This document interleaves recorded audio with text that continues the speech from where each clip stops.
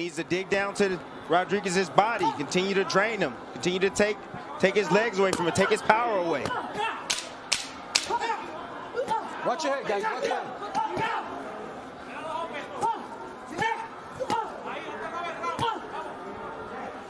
End of 4 here in Vegas.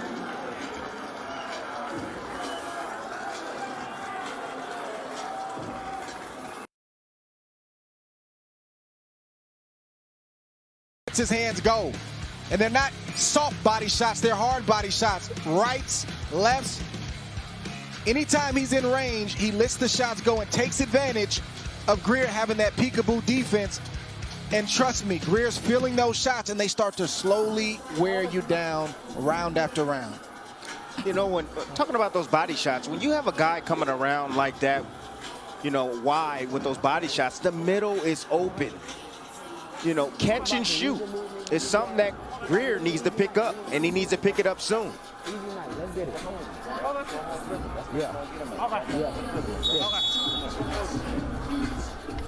He is. There's an amazing backstory of overcoming incredible violence in the south side of Chicago. His father was killed in a shooting. Joshua was 6 months old when that happened. His father was only 17 years old. He fights on and motivated after losing a fallen friend, Ed Brown, who was lost to street violence in Chicago. Ring Magazine detailed that story long ago. And Greer himself survived a drive-by shooting in recent years. He's a thoughtful, very likable 26-year-old. And right now he is at a reset point in his career. And he's having a challenge here. Round number 5, scheduled for 8, against the Puerto Rican Edwin Rodriguez, who came in very confident. He has fought undefeated opponents in 6 of his last 7 fights. There's a right hand available for Greer. I don't know if he sees it, but if he moves to his right, what Rodriguez is doing is he's shooting a single jab. He's shooting it at the same speed, the same pace every single time, and he can counter with the right hand. Bernardo, you were able to visit with Shakur Stevenson, who's working the corner of Greer. Yes, Coach Shakur says, I like how he's stabbing with the jab. I want him to clinch a little bit and then, you know, get him off balance. We're not here to take any punishment, but the most important thing is we don't want to trade. The best thing he's doing right now is picking his punches well. It sounds odd to say Coach Shakur Stevenson, but that is the case tonight. He's doing a good job tonight. And we will talk about it a little later on, but Shakur Stevenson, one of the best young fighters in the sport, will be in this ring in mid-December fighting on ESPN. Greer needs to let those hands go. These rounds are too close. And it looks like Rodriguez is now getting the momentum. It looks like Greer wants to take a round off and rest. He can't afford that. Rodriguez didn't get the memo.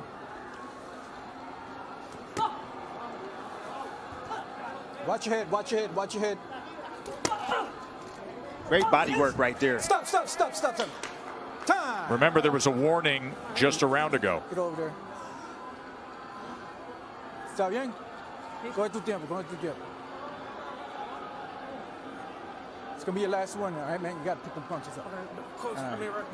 I got that. ¿Está bien? Greer trying to commit to the body. Time in. Box. Steered a little bit low. A little. It was a lot low. Yes, it was. If that's a little, I don't want to know what a lot feels like. But watch how this fuels Rodriguez. It definitely would fuel me. How did you respond to the low blows, Dre? I responded by getting back at him. I got to get some get back. Yeah.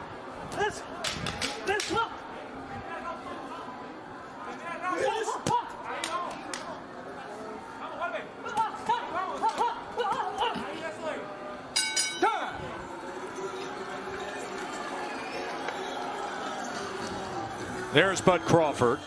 He's on the cell phone for right now, but trust us, when we tell you he is in lock-in mode. He has been since Wednesday's final press conference for the fight against Kell Brook, when they went for a stare down that lasted over 2 minutes before the ring announcer Mark Chinook had to break them up. And then yesterday it got a little heated after the weigh-in. It was absolutely hysterical to see the two guys on headsets on Max on Boxing continuing on for another 20 minutes.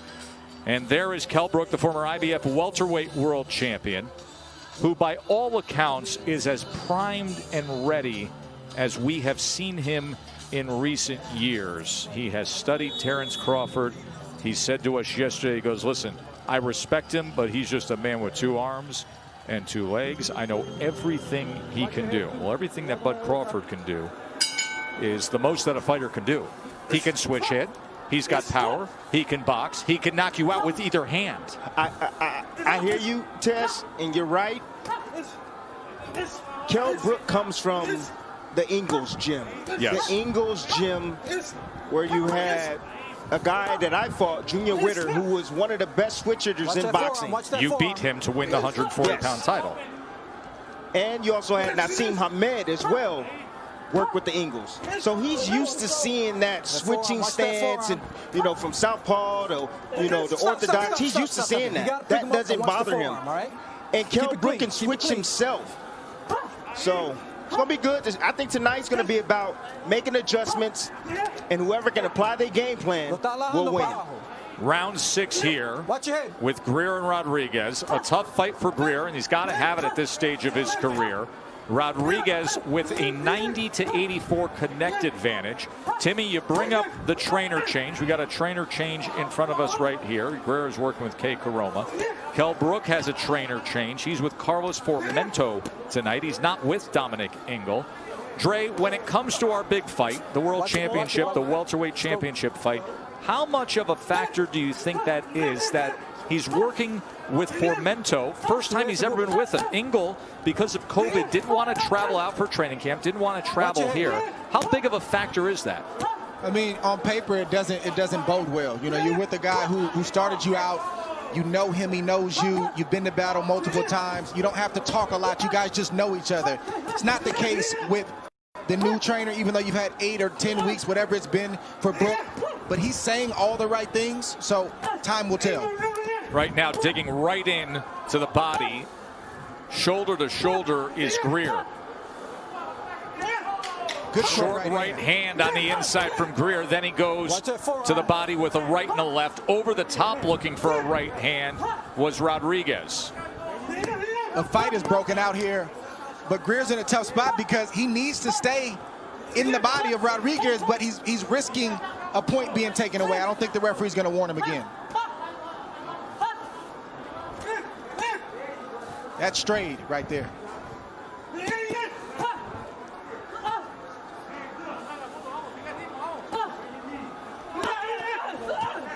I like this. I like what I'm seeing right now from Greer. What he's doing is he's pushing back Rodriguez. He's using his physicality in the inside. Rodriguez doesn't fight well when he's getting pushed back. Yes, he's coming back in spots, but you can see Greer. The momentum is starting to shift back in Greer's favor by pushing back Rodriguez. It's a close fight, fellas.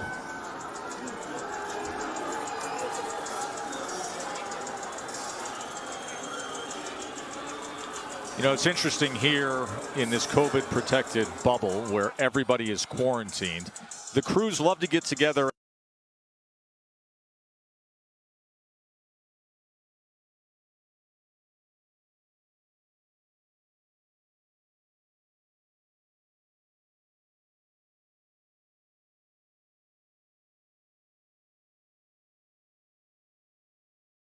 On the ping pong table.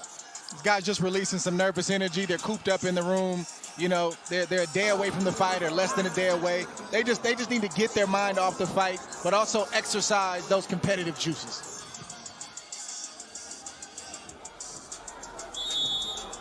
Andrew Maloney will be coming up next. And that is one of the rare instances where we give you a split screen of two fighters who will not be fighting against each other. I don't think Andrew Maloney at 114.7 pounds would like to be in with the welterweight champion of the world, Terrence Crawford. But they were battling last night in ping pong.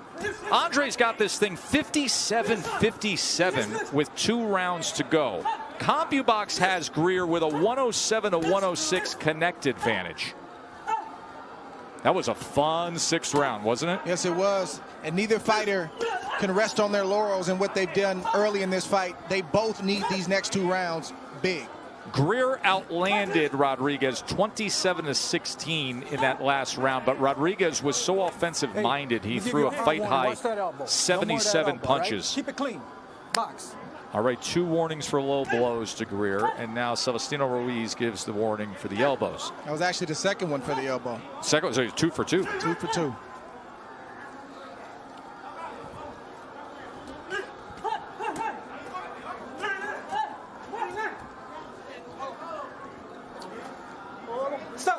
Just had a great conversation with Kay Karoma as to why Shakur Stevenson is in the ring giving instructions as the coach. He said, look, fighters are used to the coach getting in there and being, hard on them. I want Shakur to be in there because he gives them motivation. He's been in the sparring sessions with them. He knows what he does well, what weaknesses he has. So he's pointing those out to him in real time, and he can really give him those instructions and switch it up a little. Bernardo, I like that. And I also like it beyond what we're dealing with here with Greer, because I think it serves Shakur Stevenson very well in his own development as a fighter to be on the other side of it. It does. It does. And, just because a fighter is a good fighter doesn't always translate to being a good coach. But when you talk to Shakur about fights and you get his breakdowns, it's extremely smart. And like I said, when you hear him in the corner, it's almost as if he's been there before. Step back, step back, step back. Get off him, get off him. Minutes ago here in round 7. And there is Shakur Stevenson. Shakur Stevenson, who will be in action here on December 12th.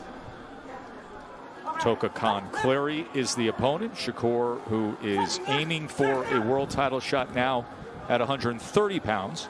A couple different avenues he can take to arrive at that. It's expected to happen in his next fight. By the way, speaking of title fights, I just got a ping here on the cell phone of a trend now happening at the sports books that's going the other way. The late money is coming in on Kell Brook. Crawford opened up at -2,000, a -2,000 favorite on Monday. They took a bet for 60,000 on Monday when Crawford was -2,000. Earlier today, he was -1,400. The most recent move at the sports book has him at -1,300. Smaller tickets are coming in on Kell Brook. Vegas loves an underdog. Public money loves an underdog. And Kell Brook is getting support now. You trying to get out the corner? Rip around on side. Bro. Them body shots gonna break him down, I promise you. Did you see, K? Good. Getting in there, right? Yeah. You gotta go back to the session like you did around 7, okay? By the way, there is a look at the sports book here. Joe Fortenbaugh, who hosts ESPN Daily Wager, is our man who keeps us informed. And we'll get look at even the latest update now has Brook getting more support. The over/under is 9.5 rounds. The sharps love that play right there. The -225 versus the +225 on the distance and a win by Crawford. And there is Kell Brook. So we will continue to track that. This fight, as of this afternoon, this mega fight we have tonight, was coming in at only about 25% of the handle that we saw for Lomachenko and Lopez, and that's because there was so much action coming in on Teofimo Lopez. Everybody loved the underdog that night. 8th and final round here of a close fight between Rodriguez and Greer. And Greer coming out and stepping to him here.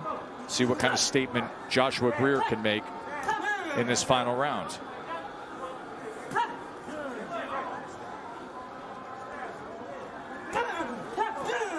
You can see who's going backwards now. It's Rodriguez. Those body shots definitely took its toll on Rodriguez. And momentum has definitely shifted in Greer's favorite. And what he needs to do is he needs to continue to press forward. Now he's trying to box and trying to set up things. No, you were winning the fight, and dominating when you were pushing Rodriguez back. So why steer away from it? You know, Rodriguez had an idea of the kind of heart or lack of heart that Greer had. He said when he's pressed, he'll cower.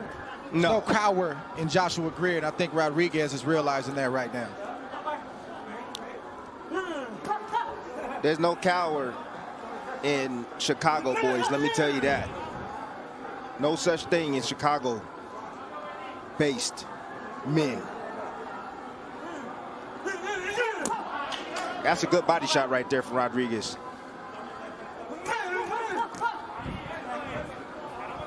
Right at this halfway point, this is where Rodriguez wakes up, and this is where Greer tends to go to sleep. He can. He was winning the fight. He was actually winning these rounds, the last 2 rounds, when he was moving forward, pushing Rodriguez back, and now he's allowing Rodriguez to dictate the pace and to get comfortable and land shots and get confidence to come back in this fight.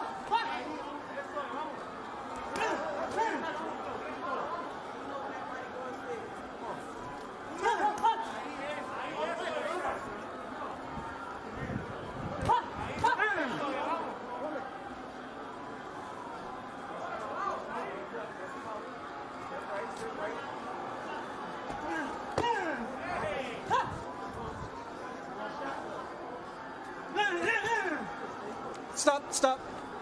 Let him go.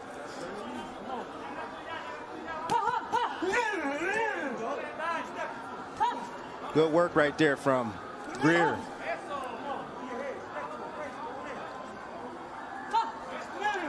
I think Greer got the memo. Now he's starting to press forward, and you can see the change. Much different looking final round here. Watch it. Just stepping to Rodriguez. More productive. He outlanded Rodriguez in that final round and overall for the fight.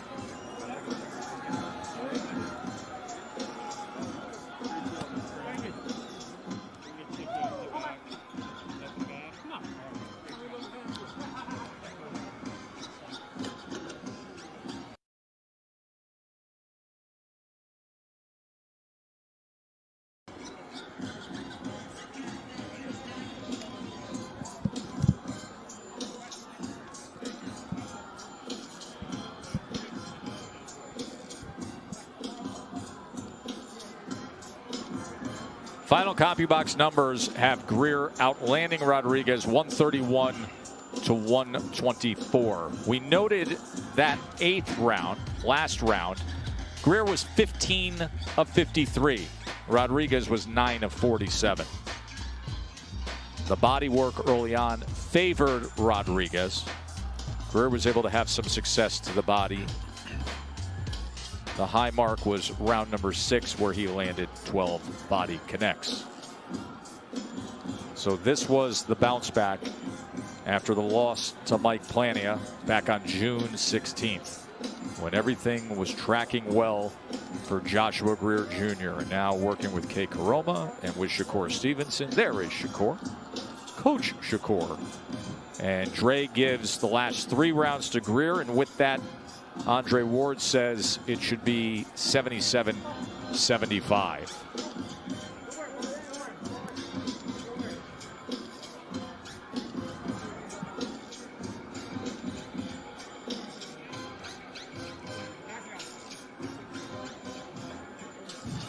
"26-year-old Chicago native